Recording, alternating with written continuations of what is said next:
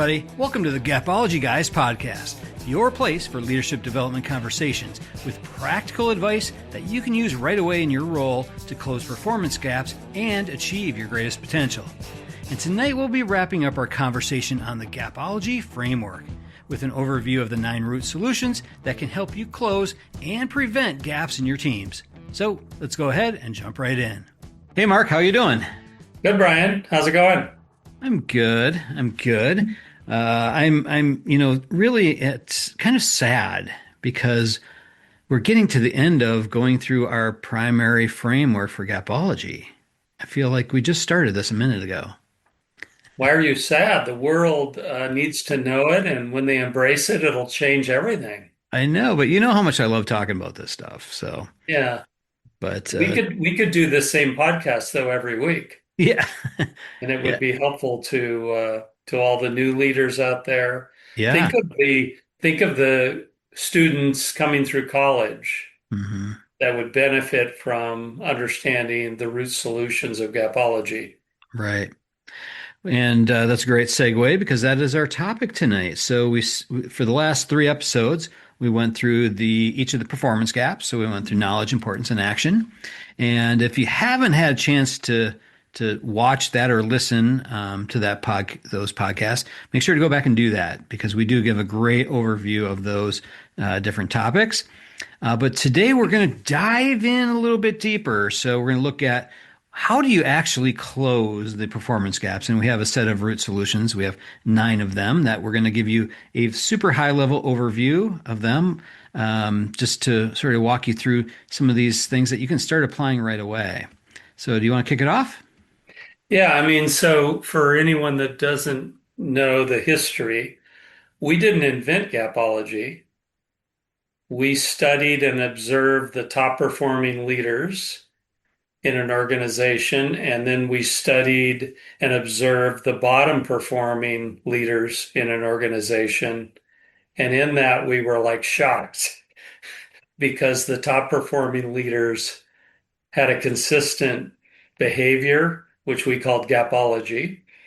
We coined it as Gapology. And the bottom performing group didn't do that stuff. So it was pretty amazing. So we concluded that it's human nature, it's the way to excellence. And those leaders, without knowing each other or even communicating, did Gapology. And so the root solutions are really the framework of that. And we're going to share that with you tonight if you haven't heard it. If you've heard it, the amazing thing for me when I wrote down my notes for this is it was like, wow, that's fantastic.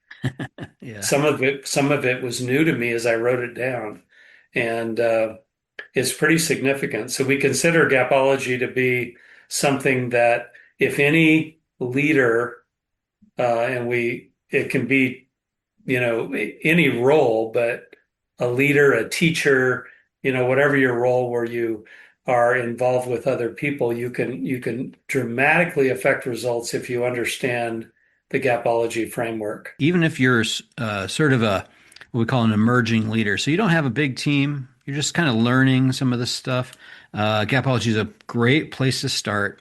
But I think it's even more impactful when you have some experience. And then as you go through and you read Gapology and you go through this and you start applying this stuff, you can pull on some of your background and skills and things that you've done in your career where you can start to apply this stuff and bring it all together. Yeah, so we're going to share the root solutions of Gapology with you tonight. And the root solutions, there's 3 gaps: knowledge, importance, and action. And the root solutions form a 3x3 framework of Gapology. So there's 3 root solutions for each of the 3 gaps. So that 3x3 framework can literally become your toolbox. It's pretty much all inclusive. It covers everything you will encounter in a given day, everything you will encounter with a given winning team or losing team. So as a leader, if you understand the 3x3 framework of Gapology and are able to apply it, you are going to be a top performer. We have seen it over and over again. So again, three gaps, and each of them with three root solutions. And the one thing I would tell you is that the greatest leaders applied them proactively. Mhm. Think about that, Brian. They Mhm. didn't wait for the gaps to occur. They prevented the gaps by applying the root solutions proactively. Mhm. That's huge. I can't understate how big that is. Let me have you comment on that Yeah. before I go on. Yeah. Yeah. Um, and I think that is sort of crafted into the word root solutions that we chose. So, a lot of people look at root causes, and that's sort of everything's retroactive there. You're doing it after the fact. And there's a lot of different methodologies. There's lean. There's a lot of other ones out there where you look at root causes and that kind of thing to minimize waste and so forth. And while all those are really great, the one of the beauties of Gapology is that you can look at these things proactively. You can do things ahead of time to prevent gaps. So it's not just about fixing things that are already occurring, but it's actually things that you can do right now to prevent them. Yeah, that's huge. So we didn't know that going into it. So Right? the top No. performing leaders prevented gaps from happening before they happened. So gapology isn't only about closing gaps that have occurred. It's about proactively preventing gaps, and the root solutions literally do that. And the top performing leaders literally would use what we call gapology every day, no joke. They would have teachings that they would do with their team. They would have something we call teachable points of view that they would do in a situational scenario. And they would teach these to their team. So over time, those leaders were incredible gapologists, and they created a team of gapologists working for them. And through that, they created results that were beyond what others could even understand. Because again, the gaps didn't occur, top performance did occur, industry leading performance occurred. And the other thing that you already mentioned, but we found that this works in every industry. It works within a team environment. It just simply works. And we believe that to be the foundation of it. And if you as a leader learn it and apply it proactively, get ahead of it, Mhm. top performance is what it is. And the weird thing again for us is that we're out observing the top performers. They all do the same thing in a different way, maybe, but they do the same thing as if they've been taught gapology, but they haven't been. And it's like it's this human nature thing that creates great results. The other weird thing was that we observed, not only did we observe the top 10% performance in an organization, but we then went and observed the bottom 10% performers in that organization, and they didn't do this stuff. Top 10 did it, bottom 10 didn't do it. None of them trained in it, and everything changed once we knew Gapology. Yeah. One of the things that I think is sort of interesting here too is, well, first of all, as you were talking about that, I wrote down universal truth. I don't know if you remember, we were in a meeting together and we were presenting Gapology, and somebody sort of jumped out of his chair and says, "This is universal truth. This is something that is everywhere. It really doesn't matter if it's one industry or another. When you're talking about people leading people, these nine root solutions all apply." And then the other thing I was going to mention is you and I That were was one of talking. the greatest days of my life, by the way, when that happened, Yeah, because he danced along with it. that's right. Universal truth. Yeah, Gapology is a universal truth. yeah, yeah, And he was correct. But sorry, yeah, yeah, and a good dancer. Um, not the really, but the the thing that you and I were talking about earlier today, um, when we're looking at the root solutions and we're saying, all right, so if you were a university professor and you were really well versed in this stuff, and leadership and whatever, if you were to pick out 9 things that people would do to close performance gaps, would they pick out these same 9? I thought that was an interesting question, and I don't know if they would. But I think what you said there is that we didn't create this. We found it, we discovered it through the winning leaders. So that discovery is different than just sitting in some classroom, boardroom, science lab and coming up with this stuff. Yeah, we didn't come up with it. We observed it and said, "Oh wow, Mm-hmm. we better document this stuff." So we certainly saw that the gaps were knowledge gap, importance gap, and action gap. And then as we observed the top performing group within those, they closed 3 very distinct root solutions.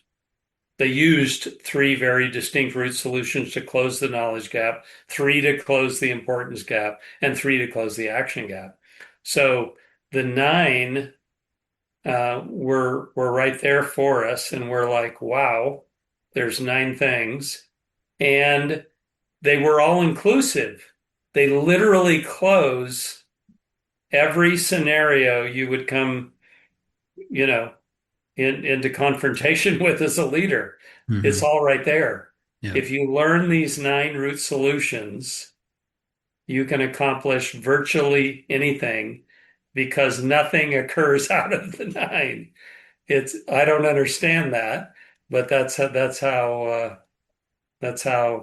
we found it. And again, we learned it from the top leaders and we learned it from the bottom leaders because they didn't do these.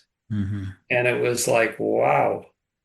So picture in an organization a given metric, KPI, and this one group, top 10%, blows it out of the water.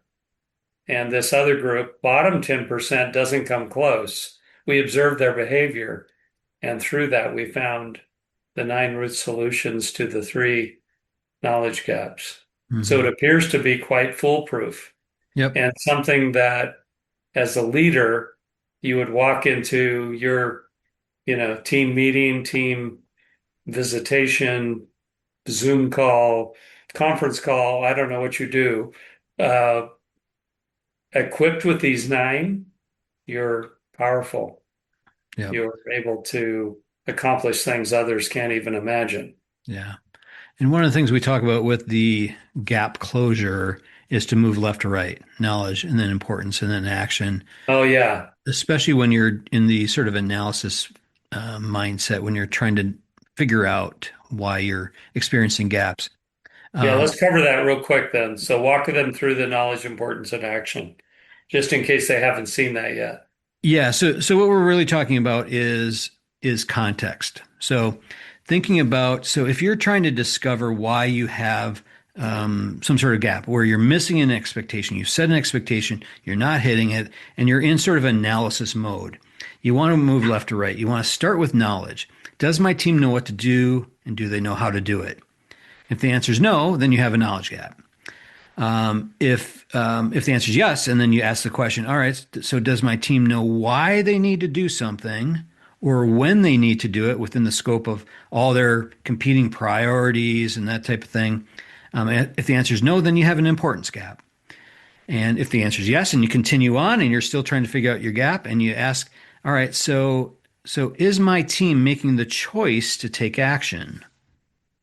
And if the answer is no at that stage, then you have an action gap. And as leaders, we own the closure of these gaps.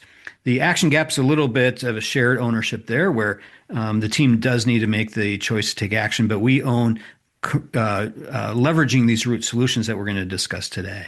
So that's sort of the flow, and you want to really work left to right. That's the best and most effective way to figure this out. Yeah. No, thank you, Brian. Sure. It's really foolproof. So if you as a leader learn these and use them daily, whether it's in person or in meetings or on calls or on Zoom or remote, or whatever else there is out there. I don't know what there is. Does AI exist? I don't know. Yeah, AI. AI loves Gapology, by the way. Yeah, Oh man. Type it, in Gapology into your AI thing. it's It figuring goes it out. crazy over it, just Yeah, so you're clear. yeah, yeah. And so, just so you understand our context, we have had people that we've taught Gapology to and taught these 9 root solutions to that were part-time employees, maybe full-time hourly, that are now presidents of organizations. Did you hear that, Brian? I heard you. Gotcha. Presidents of big organizations. Hmm. And when we talk to them frequently, they will tell us that Gapology is what got them there. Hmm. So when you understand Gapology, you can literally execute with virtually any team and win big. It's amazing.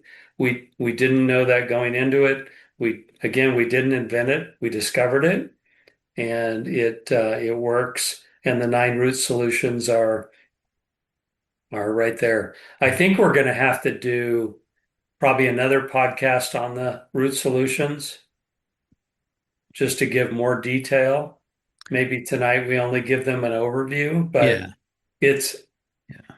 they're incredibly significant. So Hmm. picture a 3 by 3 square, and each of the columns then is knowledge, importance, and action. And so for knowledge, there's 3 root solutions: importance, 3 root solutions; action, 3 root solutions. And when you close the knowledge, importance, and action gaps, you're there. Yeah. All right. So we're now a little bit into this podcast. I'm sure everyone is curious. We've kept them in suspense. Do you want to walk through the root solutions for knowledge? Yeah, so the root solutions that we found for knowledge, and again, we were expecting maybe one of them, but we didn't necessarily expect all of them. The first was training, pretty obvious. The second was teaching, not as obvious. And the third was talent, and it wasn't as obvious. So we found that the winning leaders not only ensured that the training was verifiable and completed for the given roles underneath them, but they spent time then teaching throughout their role, and they hired talent that would fit the role, and they were very focused on those three. You want me to go through some of the details of Yeah. training? Yeah. Yeah. Why don't you walk through them and then I So, can so throw in some comments. training, so we found the habit ladder, and it is a way to go from, learning something to really creating habit. And often in an organization or a team, there's a process that has to be habit. So in Gapology, we teach how to create habit through the habit ladder. Anything on that before I go on? No, I think training is the one that, like you said, is sort of obvious. I think most people, when you think, if the team doesn't know what to do or how to do it, you need to train them. But it's Yeah. more than what most companies really do. Sitting them in front of a computer or having them watch a video, that's not necessarily the training that we're talking about. We're talking about creating habits around the things that are most important. Well, you're bringing up a great point. So the bottom performing leaders, when they looked at training, they blamed the people that didn't do it for not being trained. Hmm. They didn't take ownership for Yeah. it. Yeah. So the training was horrible, and they blamed the people that were being trained. So the Hmm. training has to be fantastic, and it has to achieve habit level. So the leader owns the knowledge gap, and the leader owns the training. And the bottom group consistently blamed their team, and the top group owned it and redid it and redid it until they could verify that the training was completed. So verification of training became their standard and it worked. The next, again, we're on the framework of the nine. So training, then teaching. So the bottom group may have thought those were the same thing. They weren't. The top performing group, the leaders, viewed themselves as teachers, separate from training. They taught every time they were with their team. Anytime they were on a call, anytime they were in person with them, they taught. They viewed the leader's role as teaching and that it was ongoing. It would never end. So when we're together, we teach. They did it in every interaction. So they viewed an interaction with their team as an opportunity to teach. The other thing that they were different on is they seem to be working to replace themselves. So the bottom performing leaders didn't want their replacement to come along because that might be self-fulfilling. The top performing group wanted to replace themselves many times over. They wanted people developed to the level that they could replace them because they understood that their career could soar from that and the Hmm. organization would soar. Hmm. So training and teaching were incredible root solutions to closing the knowledge gap. Yeah. Yeah, absolutely. The that identity I think is important. And in fact, we have another book back here. I don't know if you can see it. Oh, I see If, it there. if you're What's that title? yeah, so that's Imbar. That's our second book. Inbar. I've heard So about that. yeah. So if you're curious about that, just go to our website. Oh, You I've can got it right check here. that out too. But in there Right we talk, here. yeah, in there we talk about identity and who you are. So, we're talking about these leaders had the identity of being a teacher, and that created that mindset, and their behavior then was to teach. And that's why that's one of the root solutions. And I just gave you the first two or first three of the acronym IMBAR, Yeah. IMBAR. Oh, thank you. Thank you. Yeah, so training and teaching in the framework also led then to talent. So the Mhm. A group, the top performing leaders that we spent time with and observed, were interviewing people that were as good as them, or that could replace them. They were looking for their replacement, Mhm. and they knew that their career would soar if they were hiring people that could replace them. It was interesting in the C group, the bottom performing 10%, those interviews, they were avoiding people that could replace them. They were looking for uh, a lower level person because they were, not as confident, I guess.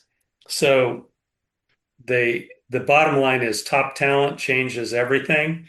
So in your interview process, be comparing it with your top performers and be looking for those top performers' talents in the interview process and be looking for your own replacement.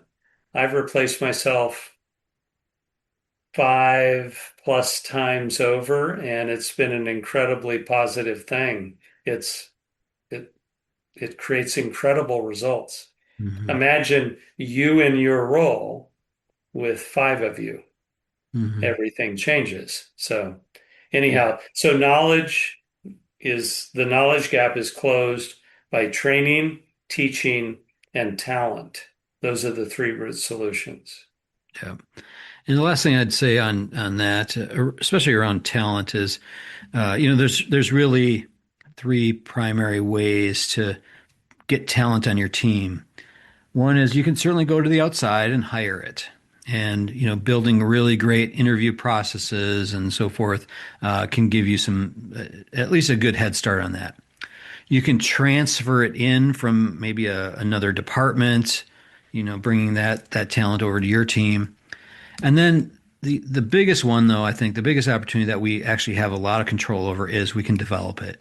So through really great training that brings people up to the habit level and the habit ladder and so forth, And really that teaching element, I think, can help to grow that talent. Coaching, feedback, all those things that you can do on a regular basis. But just having that mindset of a teacher really does, put that talent in your team. Yeah, we've found that the top performing leaders teach their talented people Gapology, Hmm. and that can change everything for them as well. So this becomes a big piece of it. Yep. Yep. Well said. Yeah. Okay. So So next is importance. Yep. the importance gap is closed by expectations, communication, and prioritization. So we found that the top performing leaders always set very clear expectations. You may call them KPIs. 3 to 5 seem to be the best number. And they knew the behaviors that equaled those. And that was game changing. So a metric with a set of behaviors that equaled that in that organization, they knew that and they worked towards that. And they published the results daily, weekly, monthly, whatever it may be. Um, by setting very clear expectations, you close the importance gap often right there.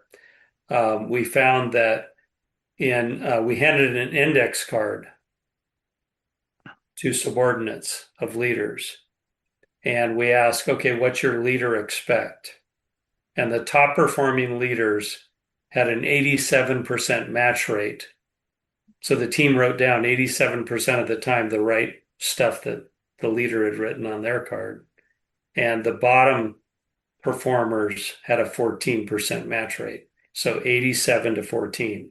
So expectations close the importance gap. It's huge and you need to be great at it. Hmm. Yeah. The expectations to me of all the root solutions, this is the one I think has the most opportunity for leaders. And the temptation for seasoned leaders might be, well, I'm really good at this. This is something that's my bread and butter. I excel at this. I would challenge that. I would really ask yourself, all right, so how clear really am I? And then use that index card exercise as sort of your litmus test to see. What we've actually found, we've done this hundreds of times with different groups. Most times they do not have a connection there. They might get one, or they might be sort of connected on some things where that the actual expectation isn't so clear that the person recites it exactly. So really think that through. I think there's an opportunity for everybody there. It's huge. Mm. Brian and I were embedded into an organization to help them learn Gapology. And when we got there, they had 45 KPIs, 45 numbers. So as a team member, I could just pick and choose which ones I'm top in, right? So we quickly narrowed the 45 to 5, everyone accountable for the 5, and the business took off like unbelievably. I think they quintupled their multi-billion-dollar business by narrowing to 5 KPIs versus 45. So it just changed the level of expectation. Everyone clear on what mattered and what mattered most. We ranked the KPIs in terms of their impact on profitability, and it was very clear which ones were the top 5. So don't have more than 3 to 5. Keep it simple. But again, hand an index card to your team and ask them, what do I expect of you? Write down the top 3 things, and you'll see your clarity as a leader. Mm. So we found that the top performing leaders closed the gap of importance by having expectations as a root solution being clear. Anything to add before I hit communication? Nope, nope. I think you're good there. So communication was the next root solution. So the top performing leaders communicated consistently around their expectations and around um, the things that would close the gap. So their communication was a form of closing expectation gap if there was a gap there in the importance gap. Everything was about that, if that makes sense. They celebrated the top performers, as an example, in those expectations. They discussed how to achieve that. They allowed the top performers to speak and share best practices. Everything aligned with the purpose of closing that importance gap and achieving the expectation that was set. Yeah, yeah. One thing I would say that was very obvious was that the winning leaders, the top A player people, they didn't cloud their messages.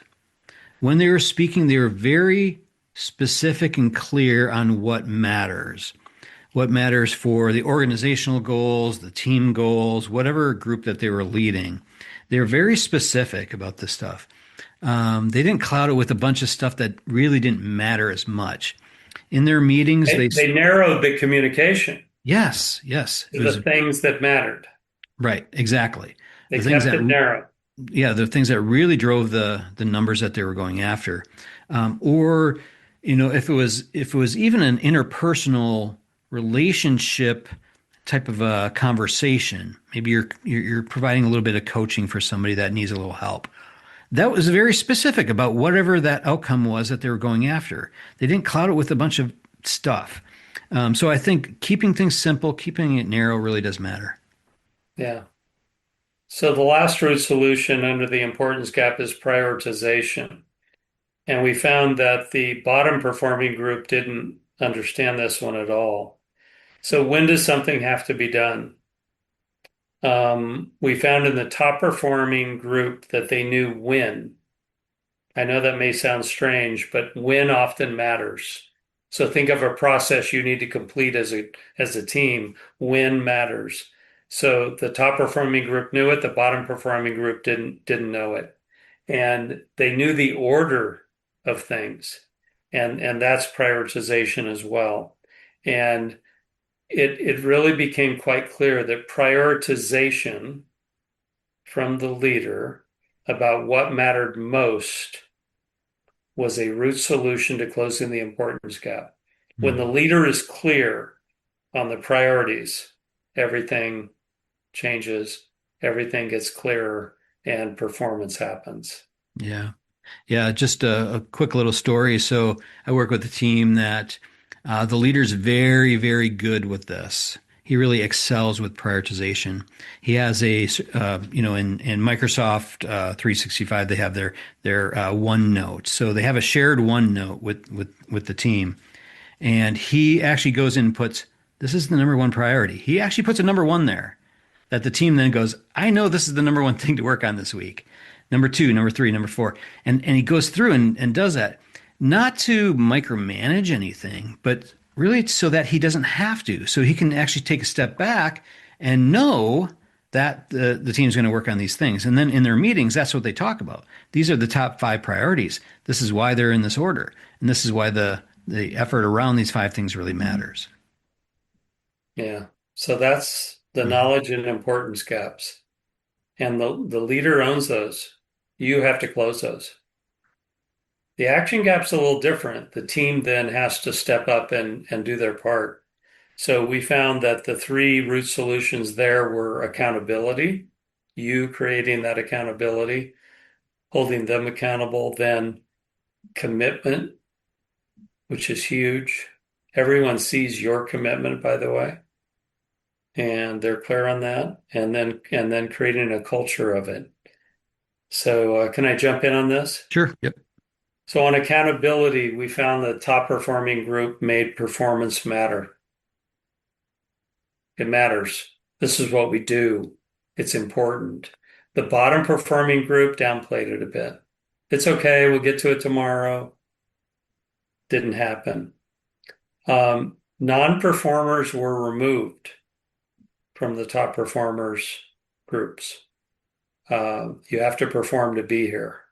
That created accountability. Everybody understood it. The top performers really understand it. Top performers hate to work with non-performers. Hmm.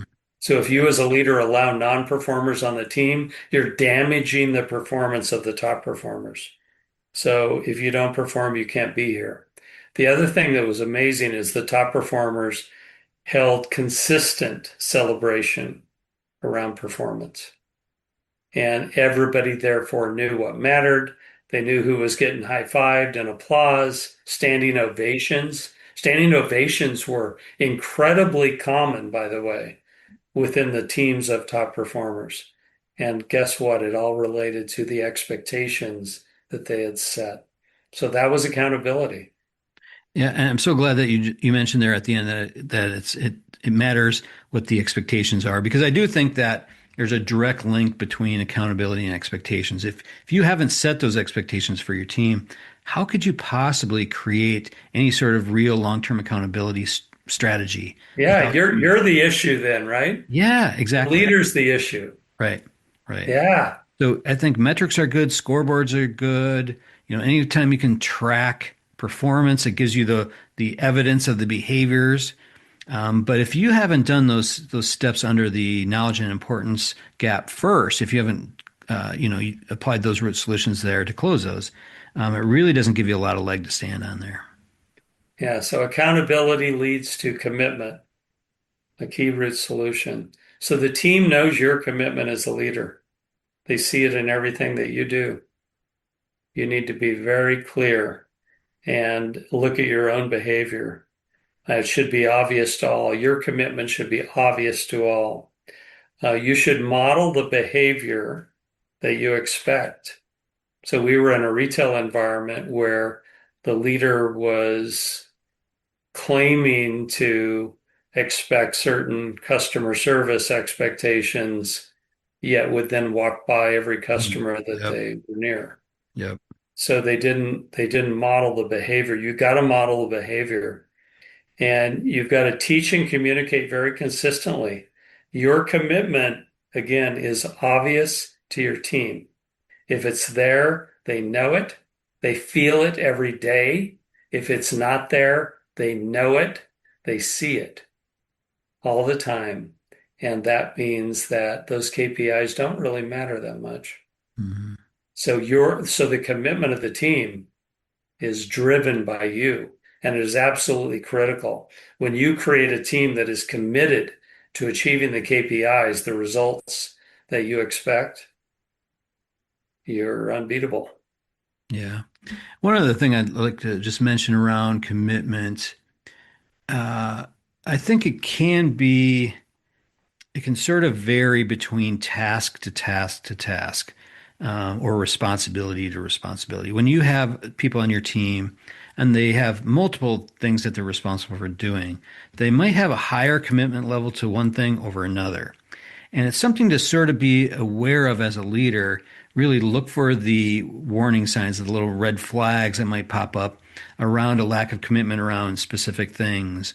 And I think even as leaders, we have those things that we just maybe enjoy doing more, or we're better at, or whatever. We might lean into those. So just sort of be on the lookout for that. I think that's an important thing. The other thing Well, and is, come back there to prioritization, closing the importance gap, yeah. observing that, and then meeting with that team member and reviewing the priorities that we have and the expectations can be significant because Hmm. they may not have heard the message as clearly as you did. Right, right. Yeah, and your knowledge gap might be exposed there. So if you don't do those things, if you don't ask those questions and dig in, you might have a knowledge gap around how connected your team members are to those specific, tasks and things that you're asking them to do. Yeah, that's huge. Yeah. So the last root solution for the action gap is culture. So this is powerful. It's purpose driven. We've found that the top performing leaders create a culture around what they're doing, a purpose around what they're doing. We wrote a book called Speed of Purpose because we found that leaders with a purpose that was communicated to the team far outperformed, and we proved it mathematically that they achieved results that were greater. And so creating a culture around your KPIs and around those behaviors is huge. And creating a culture around achieving expectations, where you announce our annual banquet this year will be to celebrate the leaders in these areas. Whoa. They've got a year to achieve that. They know it's coming. That creates a culture around that. It's incredibly powerful. So celebration creates culture. We found that the top performing leaders celebrate regularly around top performance when it relates to the expectations that they have. Mhm. So they were very consistent in that. And the bottom performing group, the C group we call them, did not create a culture of accountability. Mhm. They created a culture of mediocrity at best, and mediocrity does not lead to greatness. Mhm. Yeah, one other thing I'd like to sort of mention here that I think leaders should sort of pause and look at. So when you think about culture, and you can talk about the higher level culture that you're talking about there, Mark, celebrating, creating like a culture of winning, a culture of action, and things like that. But when you look at each of the root solutions, I was going through this as you were talking, I was thinking, are we creating a culture of training? Where training really is part of our culture, where we're crafting the tactics to go after that. Do we have a culture of teaching where our leaders are acting as teachers? Do we have a culture of talent where we're seeking out the best talent for our team? And you can apply that all the way through all the root solutions. Wow, that's huge. Expectations, yeah, communication. So culture sort of closes the deal. Yeah, exactly. And we talk in Gapology about leadership rhythm, which is really your cadence, your regular process for doing things in a week. And think about pausing from time to time, blocking out time in your schedule to think about the culture. What is the culture that I'm creating around these different root solutions? And if you're not consciously blocking time to do those things, it might be time to sort of pause and think about how you could. Wow. Huge. Huge, huge, huge. Well said. Yeah, thank you. So what are the 9 root solutions, Brian? Walk us through them real quick and we'll close it out. All right. Under knowledge gap, we have training, teaching, and talent. Think about those. Under importance gaps, we have expectations, communication, prioritization. Under action gap, we have accountability, commitment, and culture. And we know these work. We didn't invent them. We Right. found them in top performance. Yep. And we see it proven time and time again with different leaders that we work with. So, Go for it. Give us a call. all right. Yeah. Reach out if anybody has questions on this stuff or pick up the book. That's a great way to do it as well. Just go to our website, gapology.org. You can find all the links for everything there. But otherwise, feel free to reach out. We'd love to talk to you. We're on Audible too. Audible too. Absolutely. But thanks, Mark. Appreciate it. Thanks, everybody. All right. We'll talk to you later. All right. That'll do it from here. For more information on Gapology or any of our other books or the leadership workshops that we offer, head on over to our website, gapology.org. Everyone have a fantastic week. Talk to you soon.